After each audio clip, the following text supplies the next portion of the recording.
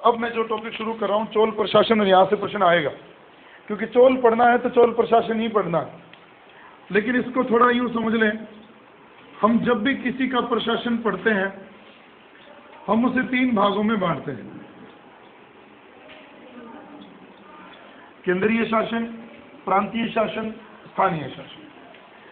फिर इसी को ही क्यों पढ़ा जा रहा है और किसी का प्रशासन क्यों नहीं? क्योंकि अब तक जो बात हम जानते हैं वो ये है कि इस ढांचे में अगर ये राजतंत्र है, भाई आजकल भी ढांचा तो यही है, लेकिन सरकारें राजतंत्रात्मक नहीं है हिंदुस्तान में, हम गणतंत्र भी हैं, हम लोकतंत्र भी हैं, तो ढांचा तो फिर भी वही है, और ढांचा राजाओं के काल में भी वही है। लेकिन एक फर्क पड़ जाता है, जब राजतंत्र हो तो इस ढांचे में सर्वोपरि जो व्यक्ति हो जाता है फिर वो राजा हो जाता है। एक फर्क तो ये है। दूसरे फर्क ये है, कहने को राजा के ऊपर नियंत्रण रखने के लिए कुछ मंत्री होते हैं, उसके सलाहकार कुछ प्रधानमंत्री होते हैं, लेकिन राजतंत्र में राजा अपने मातहत लोगों की बात को मानने के लिए बाध्य नहीं होता। सलाह ले तो उसकी मर्जी, सलाह ना ले तो उसकी मर्जी। लेकिन चोलों के मामले में ढांचा तो यही था, लेकिन सबसे शक्तिशाली ढांचा ये नहीं था, ये था।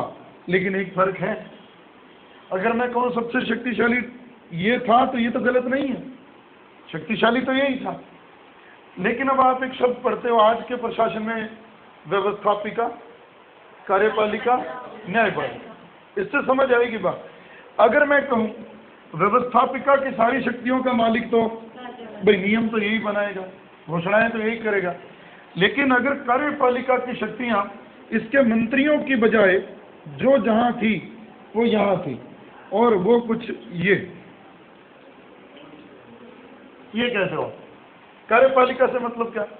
बहुत ज्यादा डिपार्टमेंट, काम करने के अधिकार, काम करने की शक्तियां, इवन बैंकों की शक्तियां, ब्याज पर पैसा रखने की शक्तियां, दूसरे बड़े बड़े काम कराने की शक्तियां, अगर इसके बाद सीधे यहाँ, इनका रोल बहुत कम है।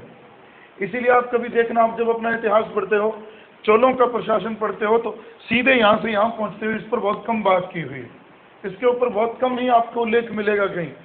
अब ये पढ़ने से पहले ये जान लेना कि ये उल्टा सिस्टम है। यहाँ यूँ सबसे शक्तिशाली व्यवस्थापिका में तो राजा है, और अगर कार्रवाई में शासन सत्ता वास्तव में जिनके आधार पर चल रही है वो स्थानीय प्रशासन, और वो है ग्राम सभाएं। लेकिन ये बात तो बड़ी आसान हो गई। चोलों के प्रशासन के बारे में हमें जिस अभिलेख से जानकारी मिलती है वो ये याद रखना है, उत्तर मेरु अभिलेख। नेट में एक बार प्रश्न आया हुआ है, चोल प्रशासन की जानकारी का सबसे बड़ा अभिलेख है उत्तर मेरु अभिलेख, ये याद रखना। और दूसरी बात ये, उत्तर मेरु स्थान का नाम है।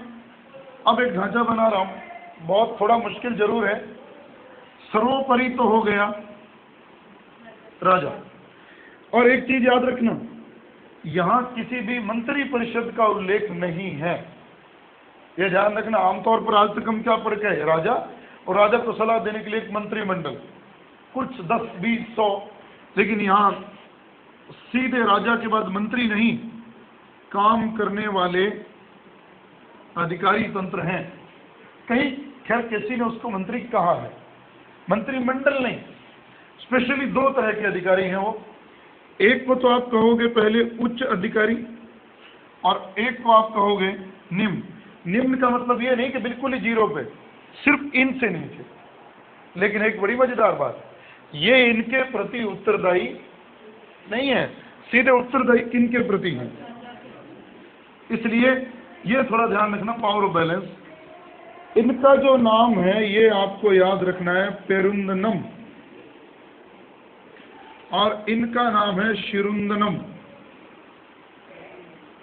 ये आपके लिए पहला मुश्किल पड़ा जो याद करने में थोड़ा टेढ़ा होगा, ये याद रखना, राजा सर्वोपरि है। जहां हम चोल प्रशासन पढ़ते ही दिमाग में आता है कि शक्तिशाली तो स्थानीय शासन है, लेकिन जहां राजतंत्र होगा अंतिम ताकत तो राजा ही होगा, वो वहां भी है। उच्च में पेरुदनम अधिकारी और निम्न में शिरुदनम, जो राजा के सलाहकार भी हैं, राजा के शिकार में भी साथ जाते हैं, राजा के फरमानों को लिपिबद्ध करवाने का काम करते हैं। अब यहाँ एक बात और बोल रहा हूँ, राजा का काम तो फिर एक ही रह गया, आदेश देना, यही हो गया। और वो आदेश, उनके आदेश व्यवस्थापिका का काम करते हैं। भाई हमारे यहाँ संसद में किसी प्रस्ताव को पारित करने के लिए बहुमत पारित होता है, तो राजा को तो किसी बहुमत की जरूरत नहीं है, उसने बोल दिया, उसकी इच्छा में आया, वो कानून है।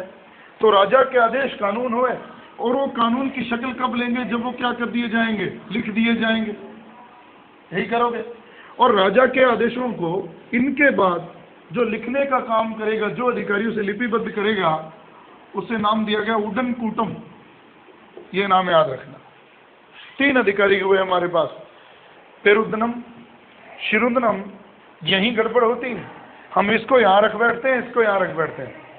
ये उच्च अधिकारी है, ये निम्न अधिकारी है, सिर्फ इसके नीचे है, 0 पे नहीं है। राजा के आदेशों को, फरमान को लिपिबद्ध करने का काम उडन कूटम करता है। इतना सा ढांचा सिर्फ किसका है यहाँ, जो हमें आज तक ज्ञात है इस अभिलेख के अंदर। सवाल ये है, क्योंकि अगर चोल प्रशासन पढ़ रहे तो कोई प्रश्न भी कहाँ से आता है, कहाँ से आता है।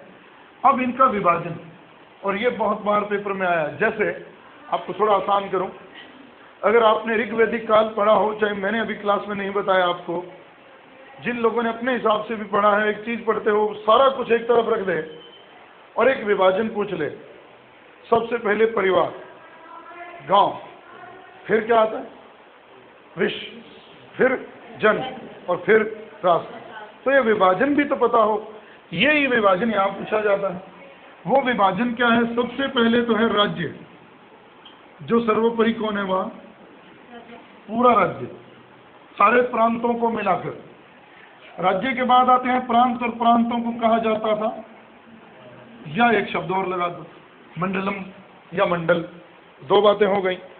और इसके बाद जो विभाजन है वो है, अब यहाँ एक नाम थोड़ा अलग भी आपने पढ़ा हो सकता है, कोटम, और हो सकता है किसी आपकी गाइड में ये भी लिखा, बलनाडु।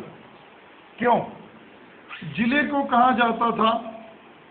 अब सवाल ये है, प्रांत के बाद जिला, और बीच में एक और कड़ी है।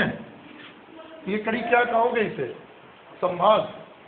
आज का संभाग, यानी कि जब कभी आपको ये पढ़ने को मिले, चलिए मुगल काल में चलिए, पहले राज्य, राज्य के बाद सूबा, सूबे के बाद परगना, और परगने के बाद सरकार। तो सरकार तो जिलों की भांति हो गई, तो सूबा भी है, और बीच में फिर एक कड़ी है। तो विभाजन उसी तरह का है, नाम बदला है, राज्य, मंडलम, कोटम, नाडु। ये हो गया जिला। और इसके अंदर 2 चीजें होती हैं, एक तो होते हैं नगर और एक होते हैं गांव। और जब नाडु के बाद गांव कहोगे तो गांव को कहोगे ये, और ये ज्यादा महत्वपूर्ण, कुर्रम। ये ध्यान रखना है, दोबारा बोल रहा हूं, ये विभाजन पेपर में आता है, राज्य, मंडलम, कोटम, नाडु, कुर्रम। कुर्रम, नाडु, कोटम, मंडलम, राज्य। तो विभाजन है। और इसमें कई बार ये नाम भी पेपर में आ जाता है, नाडु और बलनाडु। तो ये कोटम का विभाजन बलनाडु में भी मिलता है। और यही एक उलझन है पेपर में आज जो हम बात कर रहे हैं, सीधे इतने से ही प्रश्न आता है, गड़बड़ हो जाती है आज। अब सवाल ये है, पहले मैं आपके उस हिसाब से नहीं जैसे गाइड में दिए, पहले अपने इसी ढांचे को सीधे, इसके बाद वर्णन हमें यहाँ से मिलता है, बीच का वर्णन नहीं मिलता किताबों में, और ना ही वो पूछा जाता है, क्योंकि सब अभिलेख पर डिपेंड है। हम इस पर जो ज्यादा बात की गई वो ग्राम सभाओं की बात की गई है, और यहाँ से प्रश्न आता है। और एक बात आपकी किताबों में तो लिखा है, वो ये कि स्थानीय शासन का आधार ये अब नहीं है, ये नहीं है, ये तो किसको कहा गया? लेकिन गांव तो काम नहीं करता, काम तो सभा करती है। तो यहाँ 3 तरह की चीजें काम कर रही हैं। एक तो ये पुर, एक है सभा, और तीसरी है नगरम। थोड़ा सा समझाऊंगा, बात आपको उलझे नहीं। स्थानीय शासन में 3 चीजें काम कर रही हैं। पुर को आप कह सकते हो गांवों की सभा,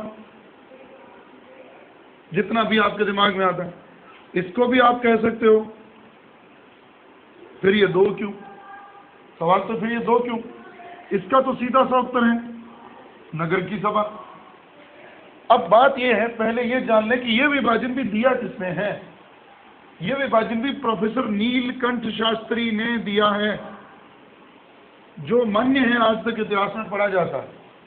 सिर्फ दक्षिण भारत के इतिहास लिखते हैं वो अपनी किताब में, और ये विभाजन उन्हीं का है कि राजा के बाद 2 अधिकारी, फिर उसको लिखने का अधिकारी उडनकूटम, फिर वो विभाजन, राज्य, मंडलम, कोटम, नाडु, कुर्रम।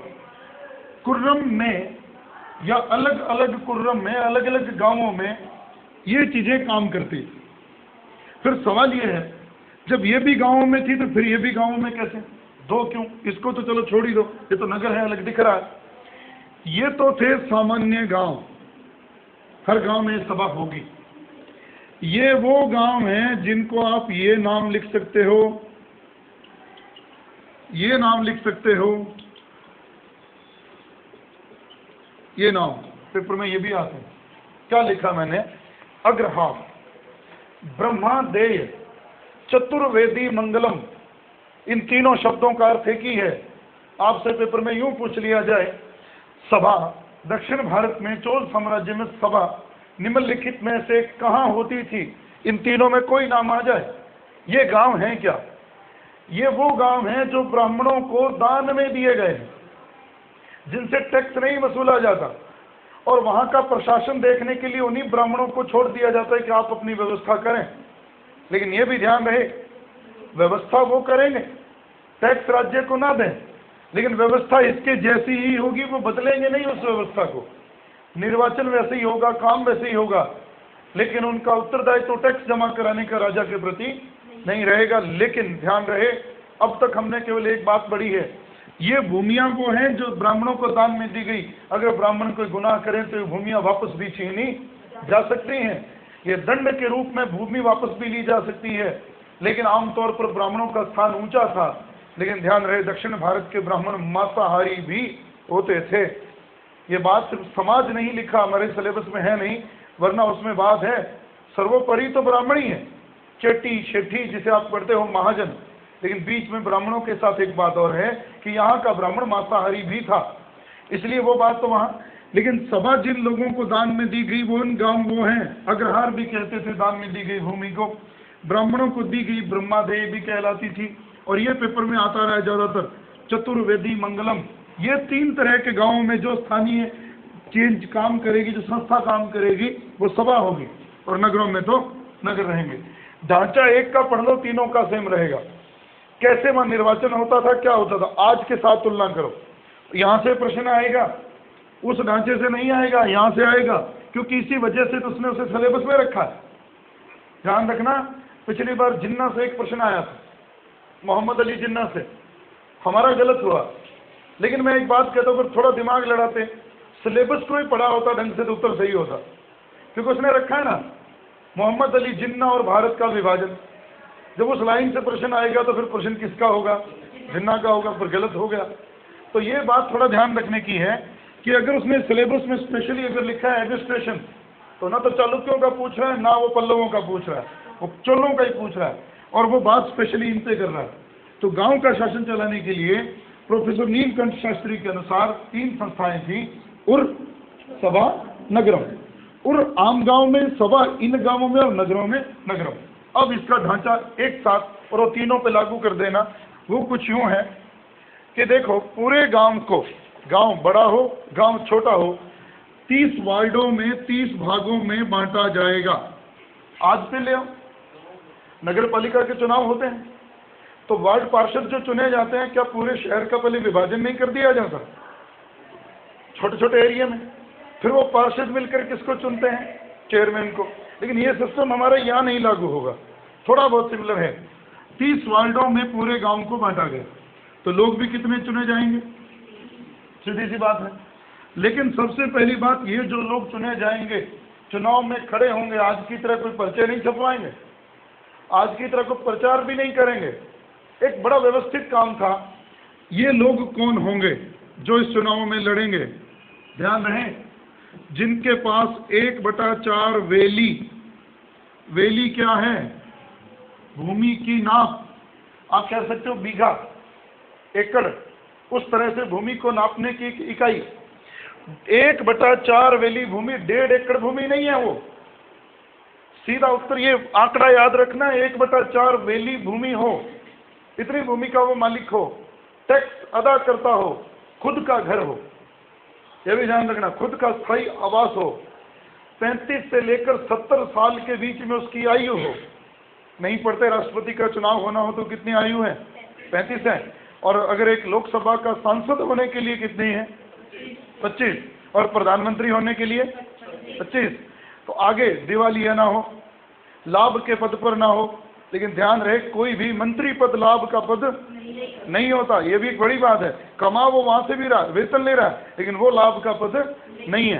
तो यहाँ 30 वार्डों में पूरे गांव को बांटा गया, 1/4 वेली भूमि हो, वैदिक मंत्रों का ज्ञाता हो। भाई इससे उसने एक बात शर्त क्या रखी है कि वो पढ़ा लिखा हो। वहां ये तो नहीं रखा 5वीं पास 8वीं पास, लेकिन वैदिक मंत्रों का ज्ञाता हो, यानी कि वो पढ़ा लिखा हो। फिर वो खुद का क्या हो? भवन हो, पागल नहीं हो, सजा याफ्ता नहीं हो, सारी बातें हैं उसमें। और 35 से 70 के बीच में उसकी आयु हो। अब आगे की कार्रवाई क्या? आगे की कार्रवाई है कि जितने लोग चुनाव में खड़े हैं, 30 से, देखो चुनाव तो ज्यादा लोग लड़ सकते हैं, चुने कितने जाएंगे? 30। तो उन लोगों की पर्चियां, कागज उस समय था नहीं, तो उनको भोजपत्रों पर लिखकर, किसी पन्नों पर अपने हिसाब से लिखकर मटकों में डाल दिया जाता, और एक ही जगह पर छोटे 2 बच्चों को बैठा लिया जाता था, वो उनमें से पर्चियां निकालते, और उस तरह से 30 पर्चियां निकलती और 30 लोग चुन लिए गए। तो 30 लोग इस तरह से चुने गए। वो 30 लोगों में से वो काम कैसे करेंगे? क्या 30 लोग एक साथ ही, उनका कोई नेता ही नहीं होगा तो काम कैसे करेंगे? तो प्रधानमंत्री थोड़ी बनाएंगे वो इन 30 लोगों को कुछ समितियों में बांटेंगे। वो समितियां 5-5 लोगों की होंगी। लेकिन एक और गड़बड़, एक समिति ऐसी होगी जिसमें 12 लोग होंगे, बाकी सब में 5-5 होंगे। और वो 12 लोग जिस समिति में होंगे उसका नाम ही आपको याद रखना है। और बार बार एक शब्द लिखूंगा, सुनो इसको, मैं बोलता हूं पहले कुछ समितियों के नाम, मुश्किल जरूर लगेंगे। तोटवारियम, अभी मेरी बात में मैं जितना बोलूं उतना। पौनवारियम, संवत्सरवारियम, एरीवारियम, क्या कह रहा हूं? वारियम शब्द बार बार दोहरा रहा हूं। वारियम क्या है? समिति। ये ध्यान रखना, समितियों के माध्यम से काम होता था, और हर समिति के साथ एक शब्द लगा हुआ है। अब एक बात और, चुन लिए गए तीनों का बराबर, इसकी जो समिति होगी उसका ये नाम होगा केंद्रीय समिति, अनुगणम। अनुगणम, देखो वारियम अभी और खोल के बताऊंगा वारियम क्यों लगाया और अनुगणम क्या लगाया। ये पूरे गांव की सभा की वो जो 12 लोगों की समिति है वो कहलाएगी अनुगणम, और ये कहलाएगी पेरुगिरी। थोड़ा ध्यान रखना, और इसके साथ ये नाम 2 याद रखने, पेरुगिरी, अनुगणम। भेद कहाँ पड़ेगा? ये सभा की समिति है, ये उर की समिति। अगर वो यूं पूछ ले, सामान्य गांव की समिति अनुगणम, सभा की समिति जो गांव ब्राह्मणों को दान में दिए गए, पेरुगिरी। अब आती है बात आगे, वो 12 लोग क्या काम करेंगे। आप इसको आसान करो, इस बात को। संवत, संवत का होता तो वैसे सन होता है, कैलेंडर होता है। तो कैलेंडर से एक बात जुड़ती है कि ये वर्ष से संबंधित है। और एक बात और, साल में कितने दिन होते हैं? 365। ये जितनी भी समितियां भी बनेगी 29 लोगों में से, वो 360 दिन काम करेंगी, 365 दिन काम नहीं करेंगी। वो 360 दिन काम करके अगले 5 दिन क्या करेंगी? साल भर जो किया उसका ब्यौरा बनाएंगे, हमने क्या खोया क्या पाया, और उसकी जांच कौन करेगी? और संवत्सर वारियम, और उसमें कितने लोग हैं? 12। बाकी की जो समितियां जिनके मैंने नाम बोले, एरीवारियम तालाब समिति, पौनवारियम मंदिरों की देखरेख करने वाली समिति, सब लिखा है गाइड में, हर जगह लिखा है। पौनवारियम, तोटवारियम, एरीवारियम, ये सारी समितियां क्या देखती हैं? कोई तालाब देख रही है, कोई मंदिर देख रही है, कोई काश्तकारों को, कुछ उद्योगपतियों को, सबको देख रही है, और उन सबको देख रही है, समितियों को देख रही है संवत्सरवारियम। ये याद रखना। अब सवाल आता है कि ये काम क्या करती है। काम पे तो बहुत बड़ी फहरिस्त है, बहुत कुछ बोला जा सकता है, पर थोड़ा समझें। जैसे पूरे राज्य का मुख्य काम क्या होता है? बेसिक जो रूट होती हैं, चिकित्सा, शिक्षा, विद्युत व्यवस्था, बिजली ना हो, रोशनी की व्यवस्था तो रही होगी, सड़कों की व्यवस्था, सफाई की व्यवस्था, ये सारे काम किन के हाथों में होते थे? अब ये ध्यान रखना, ये इन्हीं के हाथ। एक बात तो ये हो गई। दूसरा सबसे बड़ा काम है, साम्राज्य चलता किससे है? पैसे से। पैसा उस समय किससे आता है? राजस्व से। और यहाँ थोड़ा एक शब्द और कह दूं जो आप कंफ्यूज होते हो, राजस्व अलग है, लगान अलग है।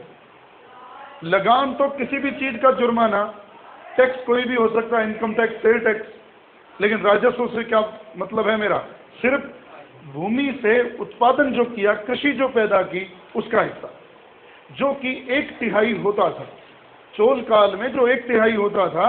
और दूसरी बात, भूमि को नापने की इकाई क्या है? और कलंजू, कैलेंजू, क्या? सिक्के, सोने के फण, कलंजू, ये सिक्कों का नाम है। और आप कभी पढ़ते हो हूण, पेगोड़ा, ये भी सिक्के रहे। पेगोड़ा तो डचों ने चलाए थे, हूण यहाँ भारत में पहले से मौजूद थे। थोड़ा सा और आगे चले जाओ, पल्लवों के काल में हूण कहते थे सोने के सिक्के को, चोल कहते थे कलंजू, ये याद रखना। और भूमि को नापने की इकाई वेली। अब आते हैं यहाँ मूल बात पे कि लगान वसूलने की जिम्मेदारी, राजस्व वसूलने की जिम्मेदारी भी किन लोगों की थी? इन सभाओं की थी। लग रहा है ना कि ढांचा सारा कौन चला रहे हैं? यही चला रहे हैं। और एक बात और, ये क्या काम करती थी? बड़े बड़े व्यापारियों को ऋण देती थी। ऋण तो तब दिया जाएगा जब कोई सामूहिक पैसा होगा। इसका मतलब क्या है कि आम आदमी अगर कोई 2 रुपए जमा करवाना चाहता है बैंक में, तो किन के पास रख छोड़ेगा? इनकी समिति के पास। ये पैसा रखेंगे, उनको ब्याज देंगे, और उस पैसे से देश का व्यापार भी चलाएंगे और लोगों को समय पर पैसा भी लौटाएंगे। यानी कि आप क्या कहते हो, ये व्यापारियों के लिए बैंकों का काम करती थी, आम जनता के लिए बैंकों का काम करती थी, या यूं कहूं पूरे देश की मुद्रा एवं साख व्यवस्था भी किसके हाथ में थी? स्थानीय निकायों के हाथ में थी। ये है ढांचा इनका। अब बात ये कि लगान जो ये वसूलते थे, भू राजस्व जो ये वसूलते थे, कितने तरह का? यहाँ थोड़े नाम मुश्किल हैं, बाकी जितना आसान मैं कर सका उतना तो किया। कुछ नाम और मुश्किल हैं, सारे याद करने की जरूरत नहीं, पेपर में आज तक नहीं आए कभी वो नाम, पर फिर भी हमें पढ़ने होते हैं। कुछ करों के नाम लिख रहा हूं।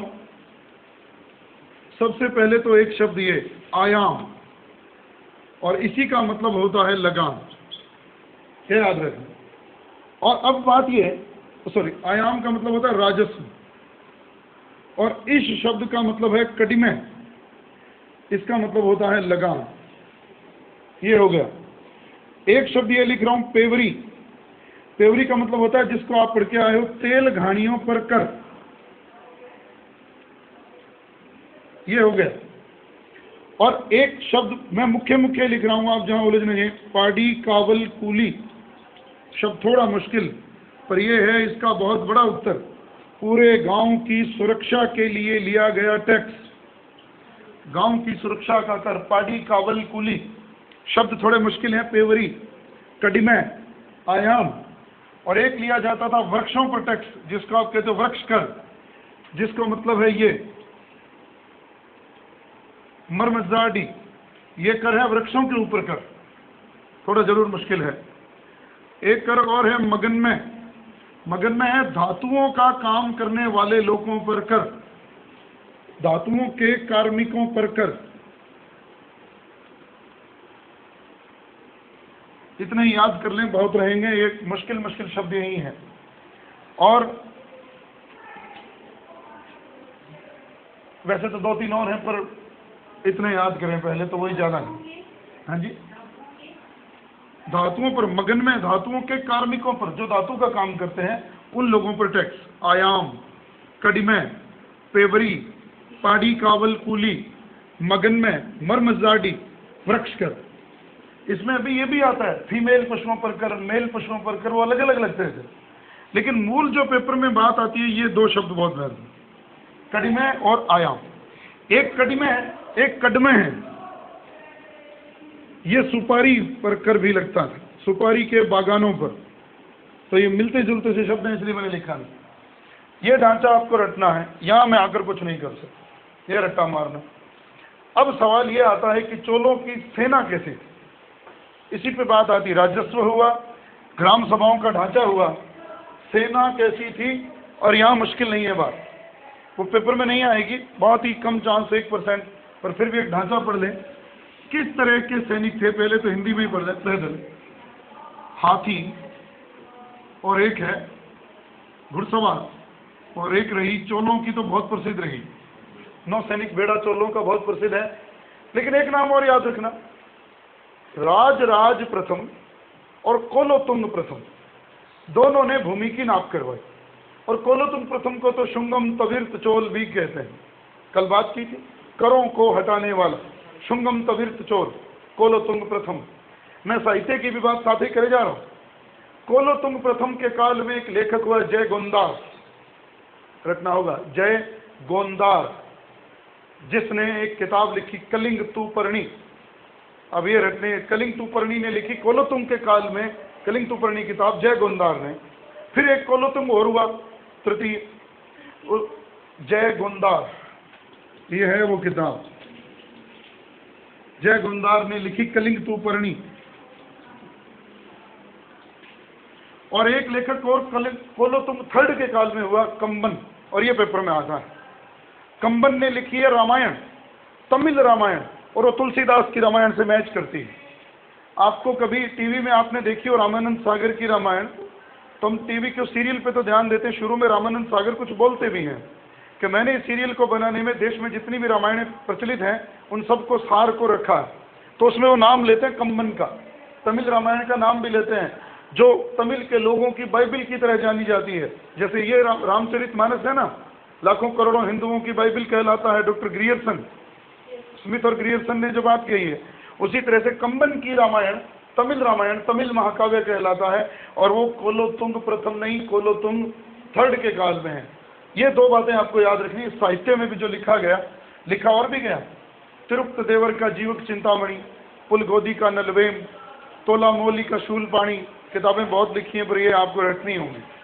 मैं बोल भी दूंगा तो भी बात नहीं बनेगी, पर यहाँ थोड़ा कुछ और लिख रहा हूँ, थोड़े नाम लिख रहा हूँ, अभी तो मैंने हिंदी में लिख दिए। अब देखो, पैदल सेना का जो छोटा टुकड़ी का सैनिक नेता है वो तो कहलाता है,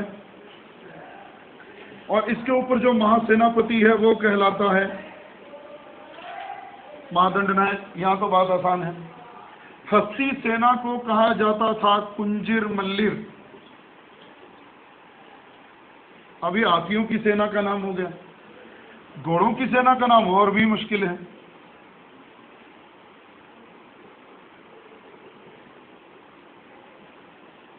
ये घोड़ों की सेना का नाम है, अब इलाज कुछ नहीं है। कड़गम छावनियों को कहते थे, सेना की छावनियों को। कुद्दीरेच गेवर घुड़सवार, कुंजिर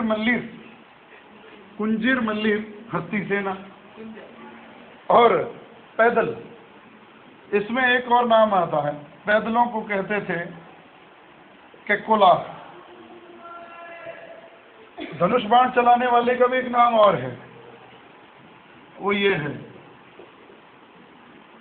बड पर्रे। अब इतने नाम ही लिख लो, बहुत हैं, बाकी तो आपको जाके ही रखने होंगे। मैं पहले ही कहा था, लगेगा पढ़ने के बाद कि हमने कोई भी बात नहीं की, समझ में नहीं आई। ढांचा मैंने समझा दिया है, ये चीजें तो रटनी है, अब इनका कोई इलाज नहीं है। दोबारा बोल रहा हूं, 3 तरह के सैनिक बहुत प्रसिद्ध थे। एक नौसेना थी, पैदल, हाथी और घुड़सवार, जिसमें कुंजीर मल्लिर हस्ती, कुदीरेच गेवर घुड़सवार, बटपर्रे धनुर्धारी सैनिक, और यहाँ आ जाइए सेनापति छोटा नायक, बड़ा महादंड नायक, और केकोलार पैदल सैनिक। और अब बात ये, इसके अलावा सर्वाधिक बड़ा सेनापति तो राजा ही होगा, सबसे बड़ा महासेनापति तो राजा है, उसके नीचे महादंड नायक, फिर नायक।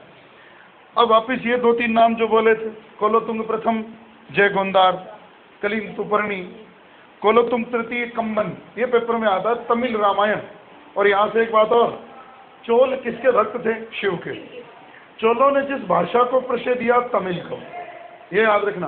पल्लवों ने, चालुक्यों ने, पल्लवों ने तो तमिल और संस्कृत, चालुक्यों ने संस्कृत, सीधे संस्कृत, उनके अभिलेख सारे संस्कृत में। याद हो, पुलकेशिन द्वितीय ने ऐहोल अभिलेख लिखवाया हुआ, और वो ऐहोल अभिलेख संस्कृत में है। विष्णु के उपासक थे वो, विष्णु स्तुति से शुरू हुआ। तो ये ढांचा तो चोलों का प्रशासन है। और अब मैं आपको उलझाऊं नहीं, मैं काम की बात कहूं उनकी कला में, स्थापत्य कला में मंदिर बहुत मिलेंगे। एक ही आएगा पेपर में, मुश्किल से मुश्किल पेपर कितना ही बन जाए, राजराजेश्वर का मंदिर, और एक है गंगकोंड चोलपुरम का मंदिर। ये कैसे क्लियर करोगे? राजराजेश्वर का मंदिर तो उसके नाम से है, राजराज के नाम से। अब सवाल आपको पता हो कि गंगकोंड चोलपुरम नाम से मैंने कल 3-4 बातें बताई। गंगा का पानी आया, एक सरोवर बना गंगकोंड चोल। दूसरी बात, गंगकोंड चोल की उपाधि धारण की, गंगकोंड चोलपुरम नाम की एक राजधानी बनाई। ये सारा काम राजेंद्र ने किया, राजेंद्र ने किया था ना। तो राजेंद्र ने या राजेंद्र प्रथम ने ये जो काम किया, गंगा को जीता, पालों को जीता, तो फिर गंगकोंड चोलपुरम का मंदिर भी कौन बनाएगा? राजेंद्र बनाएगा। राजराज प्रथम राजराजेश्वर का मंदिर, लेकिन याद रखना इसी मंदिर का एक और भी नाम बृहदीश्वर का मंदिर। बृहद नाम भारत के, दक्षिण भारत के सारे मंदिरों में सबसे बड़ा है, बृहद है बृहदीश्वर का मंदिर। और पूछ लिया जाए किनके हैं, तो ये मंदिर शिव के, यह याद रखना। नटराज की मूर्तियां सर्वाधिक दक्षिण के किस राज्य के राजाओं ने बनवाई? चोलों ने बनवाई। 100 से भी ज्यादा नटराज की मूर्तियां मिली हैं तांबे और कांसे की, यह ध्यान रखना। और इन्हीं के कारण से नैनार तो फले फूले, अलवारों को वहां से निकलना पड़ा। और आप जानते हो, मैंने कल ये भी बात कही थी, कोलोतुंग प्रथम के काल में रामानुजाचार्य को वो पेरम्बदूर का एरिया, कांची का पेरम्बदूर का एरिया छोड़ना पड़ा और वहां से वो निकल गए। अब तो ये ढांचा चोलों का था, आज जाते ही थोड़ा इसे पढ़ना। और अब बात रहती है अंतिम आपकी चालुक्यों की, जिसमें आपको सलाह दूं, 3 चालुक्य पढ़े जाते हैं, बादामी या वातापी, दूसरे कल्याणी और बीच में वेंगी। ये अलग शाखाएं नहीं है, ये शाखाएं निकली सारी कहां से हैं? वातापी से। अब ये नाम क्या है? वातापी के चालुक्य। पहले आपको ये पता हो कि दक्षिण भारत में 3 वंश तो पढ़े गए जब हमने संगम युग पढ़ा, चोल, चेर और पांड्य। जब आपने मध्य युग के इनको पढ़ा, दक्षिण भारत के राजवंशों को, तो आपको क्या पढ़ना पड़ा? चोल, चालुक्य, पांड्य, पल्लव, कई हो जाते हैं। चेरों का नाम अपने इतिहास में नहीं, सिलेबस में नहीं, चालुक्य हैं, पल्लव हैं और चोल है। चालुक्यों की मैं मूल थीम जो पेपर में आ जाएगी उसमें बात करूं। अगर किसी को घर पे पढ़ते हो समझ ना भी आए, जितनी बातें 5-4 कैरेक्टर बोल रहा हूं उनको जाके पढ़ना, मैं बता देता हूं क्या क्या पढ़ना है उसमें। पहली बात तो चालुक्यों की कला बहुत प्रसिद्ध है। पल्लवों की और चालुक्यों की मंदिर निर्माण कला से प्रश्न आएगा। राजाओं से जो प्रश्न आएंगे वो बहुत सामान्य है, इसलिए पेपर में नहीं आते। अगर आ गया तो कथन कारण से आएगा। जैसा कि आपको पहले ये जानना है, वातापी या बादामी कहाँ है? कर्नाटक के बीजापुर में स्थित जगह को कहते हैं वातापी या बादामी। और वो हिस्सा हो गया दक्षिणी भारत का, जो नीचे त्रिभुजाकार हिस्सा है भारत का, उसका पश्चिमी तट। इसीलिए आप पढ़ते हो उसको लिखा जाता है सबसे पहले चालुक्य जो पश्चिम में रहते थे। समझे? जैसे मैं क्या कह रहा हूं आपको, तो वो शब्द अभी मैं बताता हूं, गाइड में क्या लिखा है, किताब में क्या लिखा है। जैसे ये जो हिस्सा है, पश्चिमी तट कौन सा है? यहां आ जाइए, ये तो हो गया पश्चिमी तट। और 3 चालुक्यों की शाखाओं में सबसे पहले कौन है? वातापी के चालुक्य। तो वातापी के चालुक्यों को पूर्वकालीन पश्चिमी चालुक्य कहते हैं। वे सबसे पूर्व के, पहले के, रहने वाले किधर के? तो पूर्वकालीन पश्चिमी चालुक्यों के नाम से जो जाने गए वो वातापी के या बादामी के चालुक्य हैं। और बादामी कहाँ? कर्नाटक या आगे बढ़िए बीजापुर, यहाँ के। अब पहला प्रश्न ये, वातापी के चालुक्यों की नींव कब रखी गई? तो ये हो गया 550। याद हो, इसी 550 ईस्वी में वासुदेव ने शाकंभरी के चौहानों की नींव भी उत्तर भारत में रखी। अब ये जो 550 है तो सदी कौन सी है? छठी। ये 200 साल तक रहे, तो ये सदी कौन सी रही? तो पहले तो ये बताओ कि चालुक्य दक्षिण भारत में कब से कब तक रहे? छठी से आगे, 550 से 750, 200 साल तक। इसकी नींव रखने वाला व्यक्ति पुलिकेशिन, ये पुलकेशिन प्रथम। एक बात, बहुत सारे अश्वमेघ यज्ञ किए, विष्णु को मानता था, इसने नींव रखी। और इसका जो आगे एक राजा हुआ, यहां एक प्रश्न दे रहा हूं, कीर्तिवर्मन प्रथम, टाइम मत याद करना, बात याद करना, कीर्तिवर्मन प्रथम को वातापी का पहला निर्माता कहते हैं। पहली बार एक बड़ा किला बनाया और अपनी राजधानी को सुरक्षित किया, इसलिए कीर्तिवर्मन प्रथम पूर्वकालीन पश्चिमी चालुक्यों का पहला वातापी का निर्माता, यह याद रखना। अब इसके बाद आइए, सवाल यह है, इतनी बात तो आपको रखनी है, और एक बात और बोल रहा हूं कि पुलकेशिन प्रथम जब मरा, दो बेटे थे उसके, एक तो ये और एक था मंगलेश, इसने शासन किया। उसके बाद थोड़े समय तक इसने शासन किया और इसको गद्दी से हटाया, मार दिया। और ये इसके बारे में आपने बहुत कुछ जाने अनजाने हमने बहुत बार चर्चा कर ली। दक्षिण भारत में महाराष्ट्र के एरिया तक जिसका राज्य था, पश्चिमी तटों तक, इसकी जानकारी का सबसे बड़ा स्रोत है ऐहोल प्रशस्ति। ऐहोल क्या है? एक नगर है, वहां से इसकी प्रशस्ति मिली है, पत्थर पर लिखी हुई। जिसको लिखने वाला कौन है? रवि कीर्ति। वो रवि कीर्ति किस धर्म को मानने वाला है? जैन धर्म। तो ऐहोल प्रशस्ति का रचयिता तो रवि कीर्ति है, लेकिन वो किसके दरबार में था? पुलकेशिन द्वितीय के दरबार में। लेकिन यहाँ एक बहुत बारीक बात है जिसे शायद आप छोड़ दो। ये इसका लेखक लिखता है कि मैंने इस प्रशस्ति को लिखकर कालिदास और महाकवि भारवी के समान ख्याति पाई है। मतलब बात वो बताए कि क्यों है, कि इसका मतलब उसको कालिदास और भारवी का ज्ञान है, वो बड़े प्रसिद्ध लोग रहे हैं, और इसकी भाषा संस्कृत है और इसकी शैली भी चंपू नहीं है, ये ध्यान रखना। संस्कृत की भाषा है वही, इसने भी उसको लिखा पद में है। लेकिन सवाल ये है, ये कहता है कि मैंने इसको लिखकर भारवी और कालिदास के समान यश प्राप्त किया है, ये याद रखना। लेकिन एक बात और इसके साहित्य की भी जोड़ दूं, पुलकेशिन द्वितीय के दरबार में एक लेखक था, वो नाम थोड़ा जरूर आपको लगेगा, गंगराज दुर्विनीत। गंगराज दुर्विनीत किसके दरबार का लेखक था? पुलकेशिन सेकंड, जिसने ग्रंथ लिखा है शब्दावतार। ये आता है पेपर में प्रश्न। ऊपरी बात तो कोई भी याद कर लेगा, यही थोड़ा ध्यान देना, कला और साहित्य से कोई बात नहीं छोड़ेंगे। अब सवाल ये कि पुलकेशिन द्वितीय ने कदम्बों, अब कदम्ब कहाँ? हर चीज को जोड़ो। गुप्त काल पढ़ा, चंद्रगुप्त विक्रमादित्य पढ़ा, भोज का श्रृंगार प्रकाश याद होगा। और एक बात और, भोज के श्रृंगार प्रकाश में एक कहानी आती। हमने दो विवाह संबंध तो चंद्रगुप्त द्वितीय के हमें याद है, कुबेर नागा, प्रभावती गुप्ता, वो तो दो याद है वाकाटक वंश में, खुद ने नागवंश में।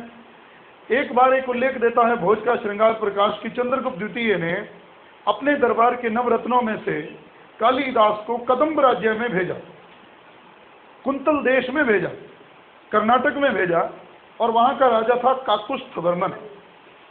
और वो वापिस आके महीने भर बाद क्या कहता है कालिदास के वहां का राजा अपने सारी राजकाज की व्यवस्था को आपके कंधों पर छोड़कर खुद भोग विलास में लिप्त है।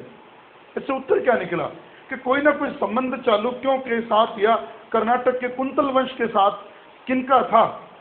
गुप्तों का।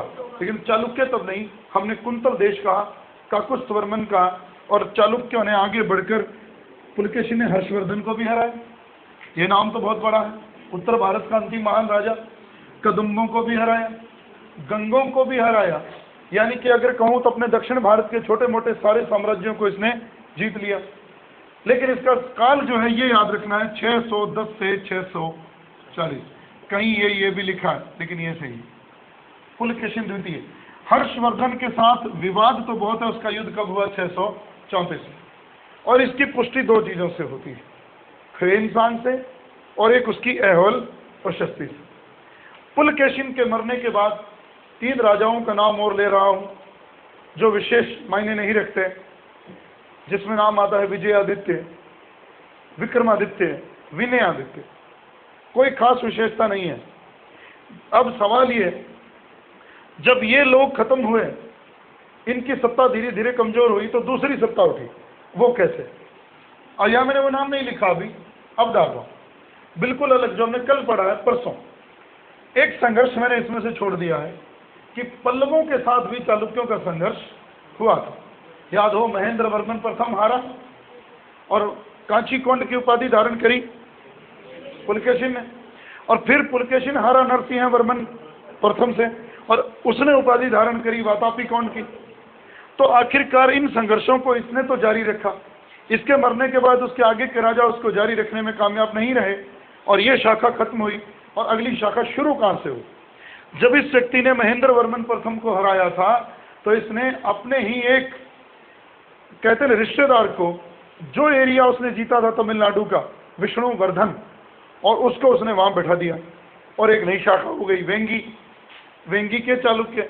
तो कांची के राज्य में वेंगी एक जगह थी जिसको फिर एक नई राजधानी बनाया। सवाल ये, वेंगी के चालुक्यों की शाखा की शुरुआत किसके काल में हुई? सवाल ये है। अब सवाल ये, इस शाखा में भी एक राजा, बड़ा नाम इसी का ही है और बड़े नाम नहीं है, लेकिन एक नाम लिख रहा हूं जो कल्याणी के चालुक्यों का अगर आपसे प्रश्न आएगा तो यहीं से। कल्याणी भी ठीक वहीं थोड़ी दूर, और कल्याणी का एक राजा ये याद रखना, विक्रमा द्वितीय सिक्स्थ, जिसने एक संवत चलाया कलचुरी चेदी 1076, 1076 में उसने एक संवत चलाया, कलचुरी चेदी संवत 1076। और अब एक दो बातें और, अब मैं 3 लेखकों के नाम ले रहा हूं जो चालुक्यों के दरबार से संबंधित हैं, सीधे यूं याद रखना, और नाम मैंने जीके की क्लास में भी वो लिए हुए हैं। बिल्हण, बिल्हण का विक्रमांक देव चरित किन के दरबार से संबंधित? चालुक्यों। और दूसरी बात, वो चालुक्य कौन से? कल्याणी। अब सवाल, एक और राजा, एक और लेखक का नाम विज्ञानेश्वर, जिसने लिखा मीताक्षरा, है ना? 2 नाम, एक तो जिमूत वाहन का दाय भाग है, वो यहां नहीं, 2 नाम है, विक्रमांक देव चरित बिल्हण, और एक नाम मैंने अभी लिया, दूसरा नाम विज्ञानेश्वर मीताक्षरा। दोनों किन दरबारों से संबंधित रहे? चालुक्यों के। चालुक्यों ने संस्कृत को प्रशय दिया, अभिलेख संस्कृत में है, देवता विष्णु है। अब आते हैं मंदिरों। प्रश्न यहां से, पहले पता हो कि कहां कहां से चालुक्यों की कला के अवशेष मिलते हैं। एक जगह का नाम है पुदुकोटे जिला, दक्षिण भारत में पुदुकोटे जिला एक, दूसरा है एहोल, और तीसरा है पतडक्कल। 3 नाम आपको पेपर में आते हैं और पूछा जाता है कौन सी एक जगह जहां से उनके अवशेष नहीं मिलते। तो पुदुकोटे, एहोल और पतडक्कल 3 जिले हैं जहां से 3, एक तो नगर है एहोल, वहां से उसके अवशेष मिलते हैं। थोड़ी थोड़ी बात जो आपको आगे पेपर में सीधे आ जाएगी, जो बहुत मुश्किल है थोड़ी। ये आ गया पुदुकोटे, एक तो यहां से उनके ये मिलते हैं। अब यहां ध्यान देना, हमने मंडप पहले भी पढ़े हैं और मंडप चालुक्यों के काल में भी बने हैं। मंडप का मतलब है वो बना किससे, और वो कहलाता है, लेकिन उसको वहां क्या कहते हैं? मंडप। मंडप का मतलब है पत्थरों के स्तंभ युक्त बरामदे और फिर गर्भगृह, फिर उसमें मूर्ति। तो पुदुकोटे जिले से तो मंडप मिले, मंदिर मिले, लेकिन यहां आ जाइए, एहोल को मंदिरों का नगर कहते हैं और इसमें मंदिर मिले हैं सारे 70, कहीं 90 भी लिखे हैं, 70 सही है। और इसमें 2 मंदिर बहुत प्रसिद्ध हैं, सूर्य मंदिर जिसको कहते हैं लाड खां का मंदिर, इसी का नाम है। अलग विशेषता है किसकी? पुदुकोटे जिले से मंडप, एहोल से मंदिरों का नगर कहते हैं। एहोल को 70 मंदिरों का अवशेष मिले। सर्व प्रसिद्ध मंदिर है सूर्य मंदिर, जिसका नाम है लाड खां का मंदिर, और इसमें शिखर नहीं है, याद रखना, फ्लैट है, शिखर नहीं है। ये हो गई एक बात। और आप आ जाइए यहां, पेपर में ये आता है आजकल, पतडक्कल नाम की जगह से क्या मिलता है। एक और बात बता दूं, बोल मैं जो रहा हूं वो सब मिलेगा आपको, लेकिन आप उन पर थोड़ा ध्यान नहीं दे पाते। चालुक्य काल की कला के नमूनों में 3 जो जगहों के नाम मैंने लिए हैं, पुदुकोटे, एहोल, पतडक्कल, जिसमें पतडक्कल एक ऐसी जगह है जहां से नागर और द्रविड़ दोनों शैलियों के मंदिर मिलते हैं। जबकि हम लोग पढ़ते हैं दक्षिण में द्रविड़ और उत्तर में नागर और बीच में बेसर। और ये भी याद हो, जब जब मैंने कहा है बेसर शैली, तो बेसर का मतलब क्या होता है? नागर और द्रविड़ दोनों का। और मैंने बेसर शैली को एक नाम भी दिया है, चालुक्य शैली। याद करो, अजंता की गुफा चित्रकला का एक नमूना पुलकेशिन द्वितीय से भी मिलता है। कौन सी गुफा में? पहली और दूसरी गुफा में, जहां वो ईरान के एक राजा खुसरो द्वितीय के दूत मंडल का स्वागत कर रहा। तो पहली सबसे पुरानी गुफाएं तो है 9वीं और जो सातवाहन युग की हैं। पहली और दूसरी चालुक्यों की हैं, लेकिन दूसरे नंबर पे गुप्तों की हैं, 16वीं और 17वीं। लेकिन अगर यह है कि वो विंध्याचल पर्वत, वो महाराष्ट्र का औरंगाबाद एरिया, तो विंध्याचल पर्वत में जिस शैली का जन्म हुआ वो द्रविड़ और नागर दोनों के उसमें मिश्रण था, इसलिए उसको चालुक्य शैली, बेसर शैली भी कहते हैं। इसलिए ये जो जगह है पतडक्कल, यहाँ पर चालुक्यों के दोनों तरह के मिलते हैं मंदिरों के अवशेष, नागर और द्रविड़, जिसमें कुछ नाम बोल रहा हूँ: पापनाथ, जम्बू, कर सिद्धेश्वर, काशी विश्वनाथ। 4 मंदिर तो हैं बहुत प्रसिद्ध नागर शैली के। दोबारा बोल रहा हूँ: पापनाथ, जम्बू, कर सिद्धेश्वर, काशी विश्वनाथ। 4 मंदिर तो हैं ये। अब 1-2 मंदिर और बोल रहा हूँ जो चालुक्य कला के सर्वश्रेष्ठ उदाहरण है। अगर पूछ लिया जाए, विरूपाक्ष का मंदिर, विरूपाक्ष ये उनका देवता था दक्षिण भारत में। चोलों के काल में भी आपने संगम युग में पढ़ा है, मरुगुन, विरूपाक्ष।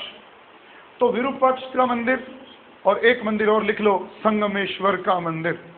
संगमेश्वर, संगमेश्वर का मंदिर।